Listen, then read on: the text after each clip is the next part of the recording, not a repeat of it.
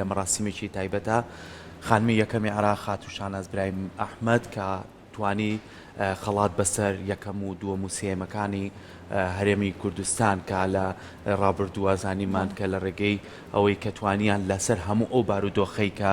لە ئێستا هەیە وەکو خۆشی لە وتارەکەیە ئاماژەی پیاوە کاڵێ من دڵخۆشم پێتان لەوەی کە لەسەر ئەم هەموو بارودۆخە و بێ موچەیی و بێ ئاوی و بێ کارەباییە و ئەم بارودۆخی نەگونجاوی ژیانەی کە لە بەگشتی لە عێراق و هەرێمی کوردستانیش بە تایبەتی گرتوۆتەوە ئێوان توانیتان ئەو بربەستانە تێپەڕکەن و سەرکەوتن بەدەستبێنن ئەمە جێگەی خۆشحاڵی بوو بۆ خانمی یەکەمی عێراق و توانی خەڵاتیش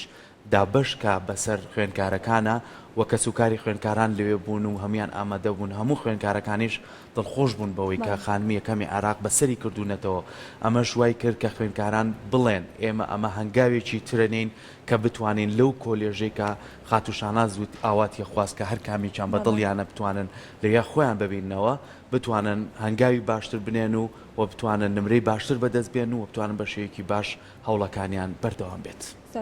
وەروەها هەندێکشە بۆ خوێندکارانە بۆ ئەوەی لە قۆناغەکانی داهاتووە بتوانن سەرکەوتوو بن وەروە بۆ ئەو قوتابیانش کە ساڵێکتر لە پۆلی دوانزن ئەمە ئەبێتە هەندانێک بۆی کە زیاتر هەوڵ بن تاکو بتوانن نمرەیەکی بەرز بەدەست بهێنن. کەواتە سەرکو ئێمە بۆ ئەم خەڵاتی ڕێزلێنانە هاوکارمان چەند دوانێکی بۆ ئێمە ئامادە کردووە بە ئێمە و ئێوە پێکەوە بینەری بین.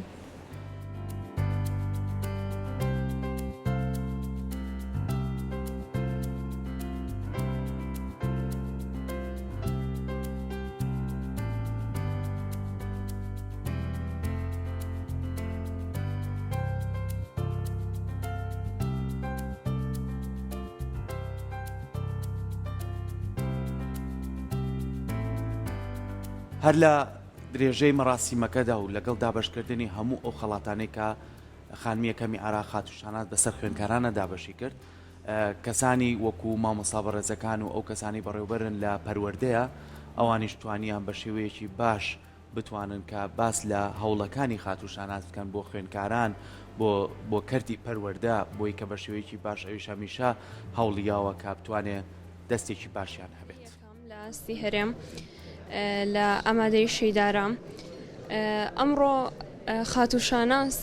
خانمی یەکەمی عێراق بانگێشتی کردوون و خەڵاتی ڕێزلێنانی پێبەخشیوین زۆر سوپاس دەکەین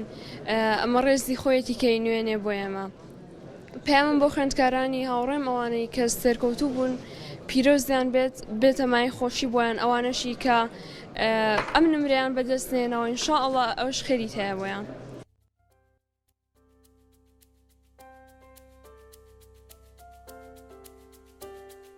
سلااو من ناوم شاد شوان توانی من ساڵ پلەیەکەم دەست بێنم لەسەر ئاسی هەرێمی کوردستان بە پلەی 1698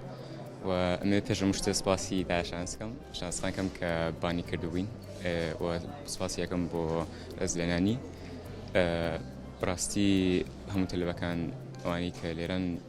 دڵیان زۆر پێخۆشە بەم بانگێشتە و هەروەها ئەوە پۆی دوانزەکان بڵم کە لە پۆی دوانزەیە سیختان خۆتان هەبێ تا بتوانە هەڵی خۆتان بیان تر پنا بەخوا بەرن و ئینشاڵڵا دەرزی خۆتان هێنن.